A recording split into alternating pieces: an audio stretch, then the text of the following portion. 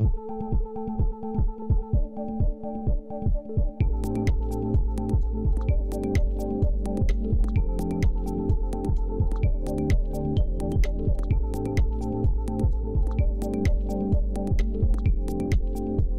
8 tahun berlalu kasus Vina di Cirebon terjadi.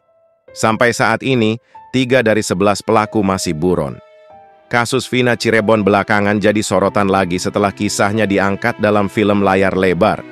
Berbagai pandangan pun berdatangan dari beragam pihak. Ada yang menduga oknum kepolisian. Berbeda dengan yang lainnya, praktisi hukum advokat Dr. Togar Situmorang justru mengatakan patut dan wajar pihak kejaksaan diminta pertanggungjawaban juga. Ini alasannya. Salam, saya advokat Dr. Togar Situmorang.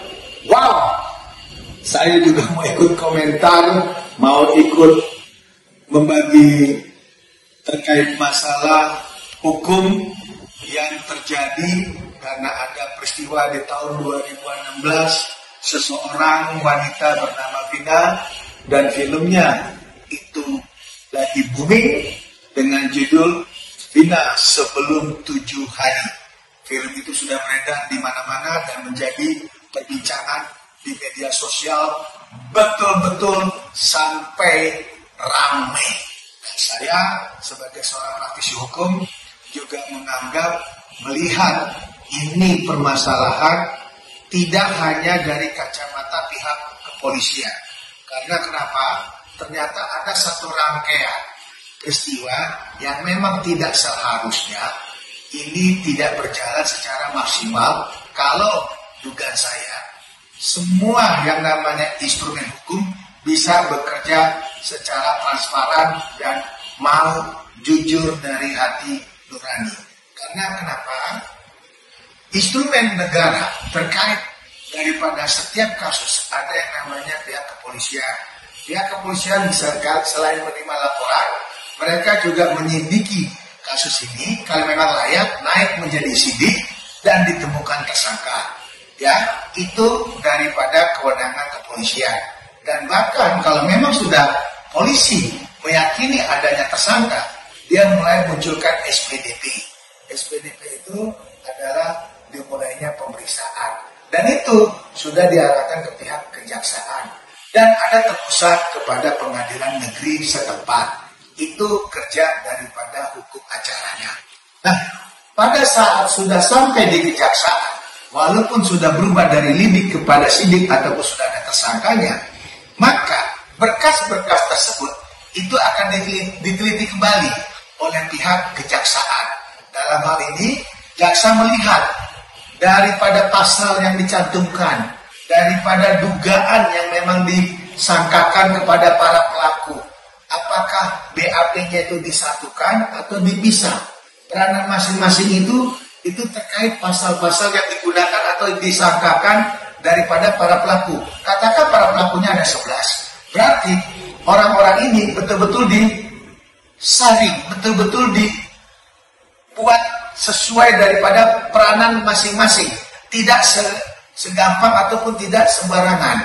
Karena kita yakin secara hari ini kita masing-masing negara kita mengawasi kinerja aparat hukum. Nah, kalau memang sudah sampai di pihak kejaksaan, maka jaksa itu meneliti kembali berkas-berkas BAP yang ada dari pihak kepolisian.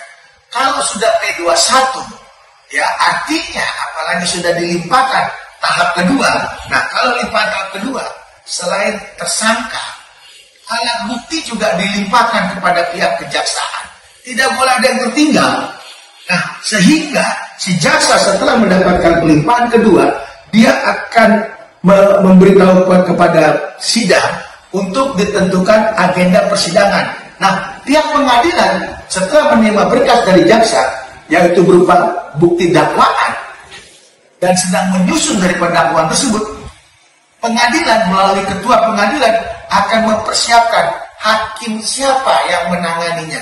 Baik ketua majelis hakimnya, demikian juga dengan 2 anggota hakimnya akan membantu ketua, dan termasuk panitranya. Itu hukum acara yang berlaku. Nah, kalau di sini kejanggalannya jelas terbukti. Buktinya apa? 8 orang sudah masuk pemberkasan, sudah diterima di pihak kejaksaan, bahkan sudah bisa disidangkan, disuguhkan ke dalam pengadilan. Bahkan di Indonesia, masing-masing sudah menerima putusan. Masing-masing sudah menerima putusan. Tapi yang 3, ini belum. Di sini letak poinnya. Karena kita tahu, di pasal 28 ayat 1, Perkap nomor 6 tahun 2019, penyerahan berkas ke jaksa penuntut umum apabila semua pemberkasan dalam penyidikan telah selesai. Nah, jadi tidak bisa di sini kita salahkan daripada kepolisian aja. Pihak kejaksaan juga patut dan wajar kalau kita minta pertanggungjawaban. Kenapa dia mau menerima kasus yang memang belum lengkap, apalagi 3 orang diduga masih buron, masih DPO. Nah, ini yang akan merusak hukum acara, termasuk daripada persidangan. Nah, kenapa hakim mau memutus daripada masing-masing tersangka ataupun terdakwa di sidang? Ini kita mohon Bapak Kapolri, Bapak Kejaksaan Agung RI, demikian juga dari para pengawas hakim, tolong perhatikan permasalahan ini. Karena saya yakin yang namanya mal, yang namanya lalai, itu tidak luput daripada sifat manusia. Oleh sebab itu dengan adanya kasus ini, tolong terutama juga stakeholder, yaitu Bapak Presiden Joko Widodo, Bapak tolong ini kasus, agar semua tidak boleh bermain-main di dalam kasus yang memang melibatkan daripada orang-orang ataupun warga negara ataupun masyarakat. Saya sebagai praktisi hukum jelas kecewa dengan adanya peristiwa pembunuhan Vina. Kami dukung proses ini, kami yakin Polri akan kerja profesional. Kami yakin jaksa juga bekerja secara profesional. Demikian para hakim. Tetapi ingat, oknum-oknum masih berkentayangan, terutama daripada mafia-mafia hukum. Inilah yang diduga namanya mafia hukum.